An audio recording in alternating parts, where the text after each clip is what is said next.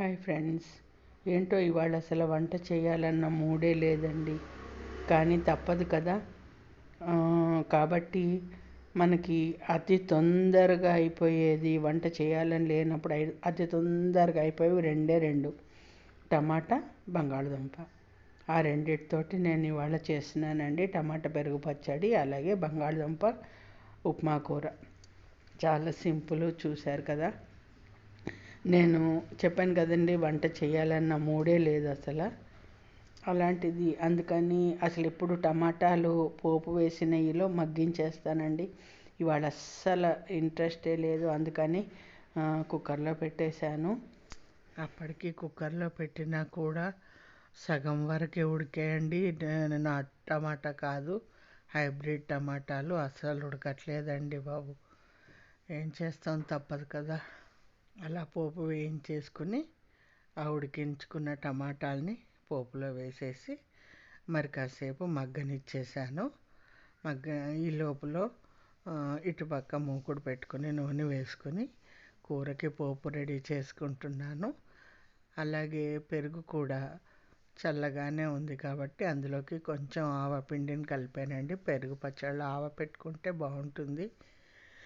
చూశారు కదా, కొత్తిమీర కూడా దండిగా వేసాను. చక్కగా వేసేసి దగ్గర పడి ఇలాగా మగ్గడానికని ఇంకో స్టవ్ మీదకి షిఫ్ట్ చేసేసుకుని చూశారు కదా, ఆవపిండిని పెరుగులో కలిపేసేసి ఉంచేసుకున్నాను అనమాట. ఆ టమాటా ముక్కలు చల్లారిన తర్వాత కలుపుతాను.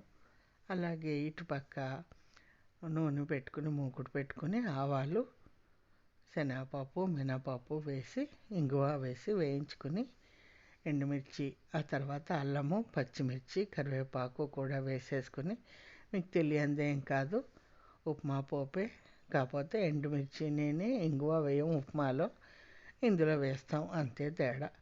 చాలా అద్భుతమైన రుచిగా ఉంటుందండి. చాలామందికి తెలుసు అనుకోండి, కాకపోతే నేను మళ్ళీ చెప్తున్నాను ఊరికే. నాకు వేపుడు కన్నా కూర ఇష్టం అండి. ఇలా వేయించేసుకుని ఉడికించుకున్న ఆ బంగాళదుంపల్ని, నా దగ్గర మ్యాషర్ లేదండి, అందుకోసం అని చెప్పి అడుగున ఫ్లాట్గా ఉన్న గిన్నెతోటి మ్యాష్ చేసేసి చూసుంటారు స్టార్టింగ్లో.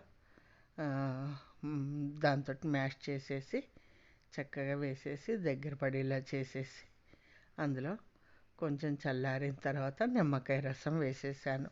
వేడి మీద వేస్తే చేదు వస్తుంది, అందుకని చల్లారిన తర్వాత వేసాను. నచ్చిందా? నచ్చితే లైక్ చేయండి, షేర్ చేయండి, సబ్స్క్రైబ్